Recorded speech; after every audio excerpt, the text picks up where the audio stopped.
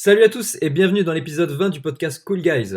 On vous parle souvent de quitter le salariat pour vous lancer dans l'entrepreneuriat. Nous, on est nous-mêmes beaucoup sur Internet, sur les business en ligne, etc. etc. Et aujourd'hui, on va vous parler de 8 idées qu'on a pour vous de business en ligne à lancer dès maintenant. C'est parti.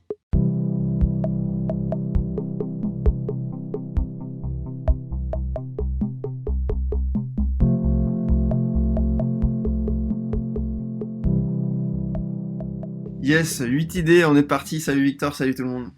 Salut. Ouais, alors sans plus attendre, sans transition, commençons par la première idée, je te propose. Ouais, alors la première idée, c'est la moins bonne. En fait, on va un peu aller en graduation. Sur ce qui nous paraît le plus intéressant, le plus facile à lancer et je dirais, scalable. Ça veut dire qu'on peut le maintenir sur le long terme sans avoir à travailler beaucoup plus, à passer plus d'heures dessus. Ok? C'est Ouais, parti. c'est ça. Du coup, première idée, c'est le blogging. Donc là, ce serait créer un blog. Dans la plupart des points qu'on va vous présenter, il faut que ce soit vraiment en général sur quelque chose qui vous passionne. Parce qu'il faut que ce projet, vous le kiffiez et que ça vous Bien sûr. intéresse et que vous ayez une expertise aussi à vendre, hein, parce que bon, je vais pas faire un produit sur l'équitation alors que j'y connais rien. Donc là, ce serait créer un blog sur une niche qui vous passionne. Donc voilà, ça peut vraiment être n'importe quelle niche. Et après, ce Ouais. serait créer une audience sur ce blog et monétiser ce blog. C'est ça, c'est ça. Et alors, sur un blog, tu peux faire en sorte d'amener du trafic de plusieurs manières. Je pense que tu peux développer ta communauté, tu peux faire du SEO pour être ranké sur Google sur certains de tes articles. Si jamais tu es dans le voyage, tu peux être voilà, ranké sur les meilleurs trucs à faire à Kuala Lumpur. Ouais, Des trucs comme ça. Et après, tu monétises en fait ce blog. Et il y a plusieurs façons de monétiser le site. Tu peux mettre par exemple de la publicité sur ton site, voilà, des bannières en utilisant le réseau Google, des bannières, vous savez, les petites bannières qu'on voit voilà, quand on a vu un site, un produit et qu'on le revoit 5 minutes plus tard sur un autre site, bah voilà, c'est les bannières du réseau Google. C'est possible aussi avec le réseau Facebook, ça. Donc ça s'appelle Google AdSense et Facebook Audience Ad Network. Et après, il y a une autre manière aussi de monétiser un blog, c'est que tu peux ensuite vendre des produits liés à ta niche et bien sûr vendre des formations sur cette niche aussi. carrément. En fait, le blogging, ça va vraiment être une source de trafic pour après, en général, vendre d'autres choses ou juste vendre ce trafic avec les pubs, comme tu l'as dit. Du Ouais, coup, deuxième idée, qui pourrait être dans la suite d'un blog, hein, par exemple, c'est du coaching. complètement. Ouais. Donc là, encore une fois, vous êtes spécialiste d'un domaine. Donc ça peut être, là, pour le coup, ça peut être vraiment, vraiment tout, hein. Ça peut être du marketing digital, un peu comme nous. Ou alors, ça peut vraiment être, comme je disais tout à l'heure, être bon en équitation.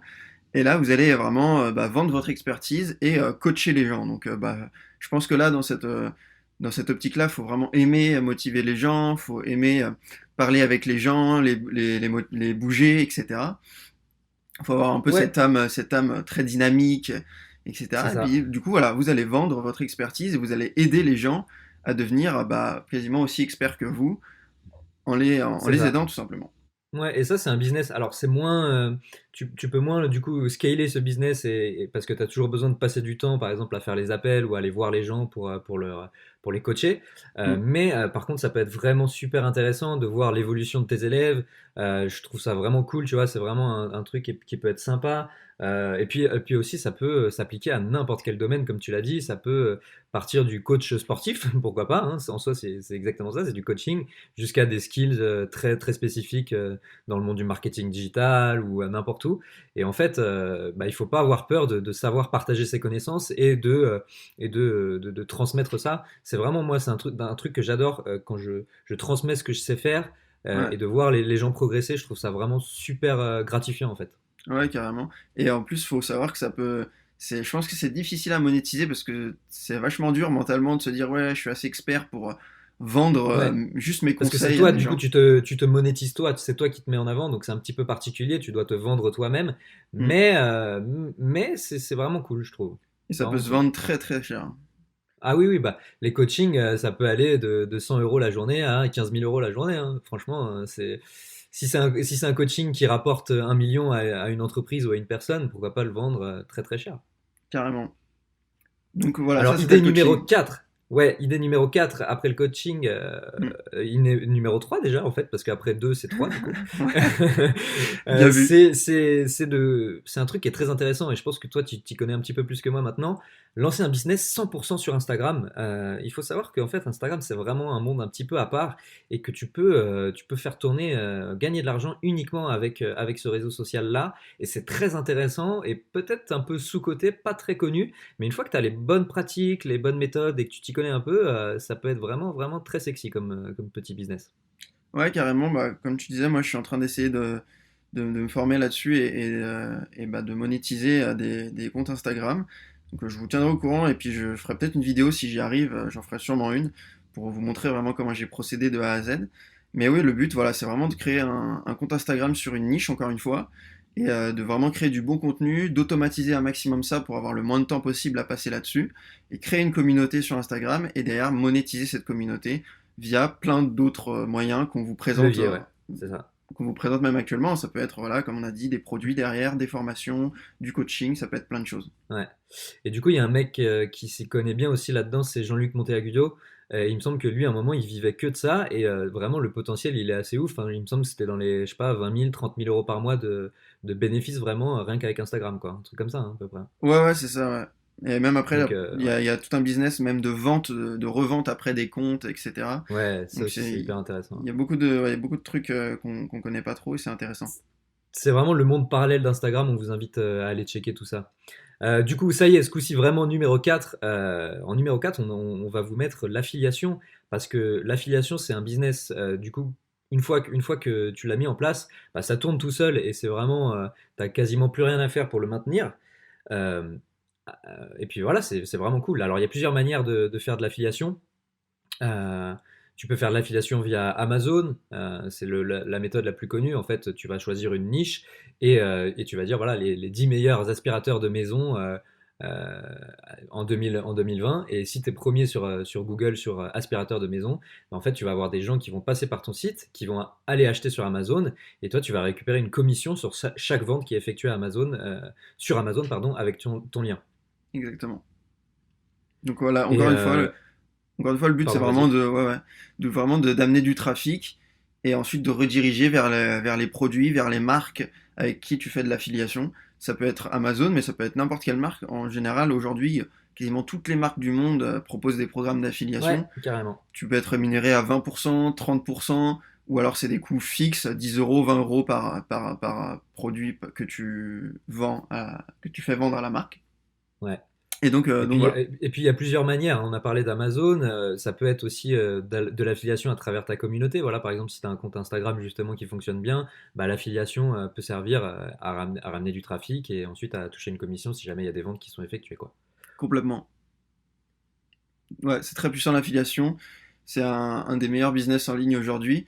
Mais je trouve ça un peu difficile à appréhender des fois, je trouve. Donc, Ouais, alors moi je m'y connais pas trop, mais je sais que c'est un truc qui est quand même, il faut faire attention parce que la mise en place et avant que tu rankes en SEO, que tu sois vraiment positionné sur les recherches, ça prend du temps. C'est pas un ouais, truc que tu vas faire, tu vas pouvoir mettre en place très rapidement, quoi. ouais, carrément. Du coup, c'est pour ça qu'on l'a quand même mis vers le début des idées qu'on a, mais c'est quand même une très bonne idée. Du Et coup, gros potentiel, ouais. ouais, ouais, carrément. Numéro 5, c'est prestation de service. Donc là, on peut Exactement. parler de prestation de service à plusieurs niveaux. Il peut y avoir vraiment des prestations de services. Dès demain, là, vous pouvez gagner, je pense, vos premiers euros sur Internet en proposant vos services sur des sites comme 5euros.com ou encore Fiverr, qui sont vraiment des sites où tu peux t'inscrire vraiment avec une seule petite compétence qui serait, par exemple, tu l'as écrit, faire un Photoshop, un montage Photoshop. Voilà, je vous propose de monter vos vidéos sur Photoshop, monter vos photos sur Photoshop euh, et de les retoucher. Putain, je me suis répété 10 fois là. Je vous propose de retoucher vos photos sur Photoshop rapidement et je peux vous vendre chaque photo 10, 15 euros, 20 euros. Ça va être Ouais, en général des petits tickets. Non, après, plus la mission va être spécialisée et plus elle va être haut niveau, plus vous pouvez augmenter votre tarif. Et donc c'est ça. voilà, juste une toute petite compétence que vous avez sur un logiciel, sur un truc, vous pouvez déjà le vendre. Et après, il y Ouais, aura des services beaucoup plus gros. Vraiment, là, on va plus parler de freelance, où là, vous ouais. pouvez aller sur des sites type Malte, qui sont des vrais sites de freelance un peu plus sérieux, quoi. où vous allez Ouais, vendre votre journée, voilà, entre 300 et 700 euros suivant votre expertise, on va dire. Et là, ça va être ouais. peut-être de la création de site web. Moi, c'est ce que je fais pas mal. Ça peut être voilà, de la stratégie de référencement en ligne, la stratégie sur les réseaux sociaux. Ça peut être vraiment plein de choses. Il faut vraiment que ce soit quelque chose que vous maîtrisiez et que vous vendiez, quoi. Ouais, ça aussi, je trouve ça très intéressant parce qu'en fait, tu peux définir deux stratégies pour ça. Comme tu l'as dit, faire des petits services très simples ou alors, en fait, justement, marketer la chose complètement différemment et faire en sorte que tu vends en fait des grosses, grosses, grosses prestations et après, ça peut durer même sur plusieurs mois. Tu peux travailler de manière récurrente pour une même société en tant que freelance et du coup, bah voilà, c'est l'argent qui tombe. Bah, tous les mois, limite comme un vrai salaire, sans que tu sois obligé voilà, d'aller directement dans l'entreprise, de te déplacer au même endroit tous les jours et que tu sois sous contrat CDI, quoi. Après, par rapport à la prestation des petits services, ce que je trouve bien aussi, c'est que bah, en fait, quasiment tout le monde peut le faire, hein. Tu peux faire vraiment sur Fiverr, tu peux trouver tout et n'importe quoi, même des tâches des fois qui sont chronophages, juste, je sais pas, ajouter des balises, genre renommer des images, des trucs comme ça. Certes, c'est chiant, mais au moins, en fait, bah, t'es sûr de te faire un petit revenu et de t'assurer tes arrières, quoi qu'il arrive, quoi. Tu vois, avec ce genre de truc, tu peux être serein, quoi qu'il arrive, si jamais tes autres business, par exemple, fonctionnent pas. Tu sais que tu as toujours une issue de secours et ça peut être ça, quoi. Ouais, puis ça peut être un complément, même si vous êtes en CDI, salarié, etc. Ça peut être aussi un complément Ouais, sur votre temps libre si vous avez envie de faire un petit peu de revenus supplémentaires. complètement. Alors, numéro 6 du coup, ça découle un petit peu de la prestation de service, mais c'est de le. Comment dire? En fait, c'est une manière différente de le faire. C'est de créer une agence de marketing digital.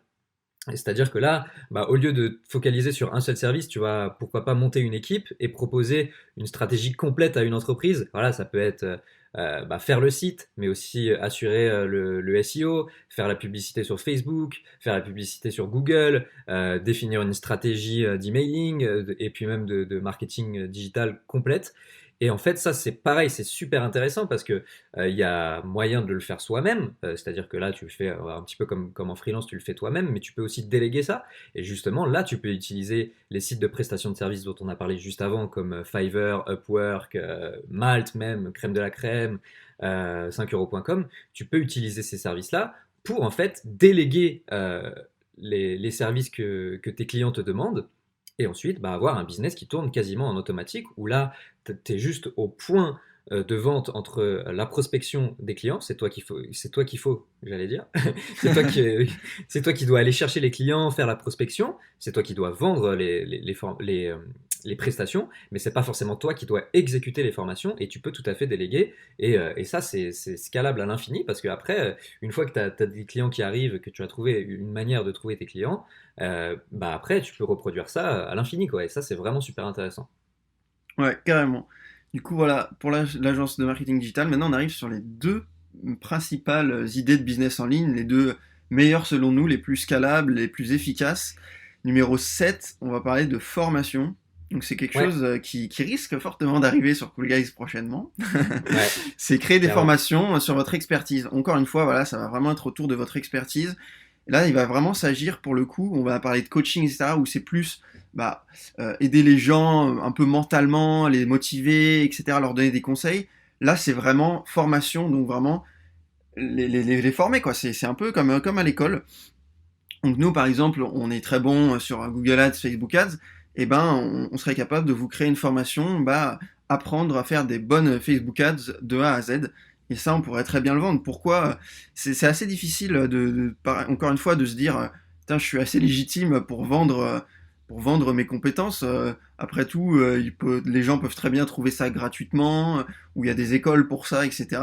Mais il faut savoir que les gens, si vous leur donnez sur un plateau d'argent une formation de A à Z qui va être complète, vraiment, où ils vont pouvoir appliquer directement, avoir des résultats, ils vous font confiance, mais pourquoi ils achèteraient pas, quoi? Si le prix est raisonnable et que le contenu est bon, il n'y a aucune raison que ça se vende pas. Et, euh, Complètement.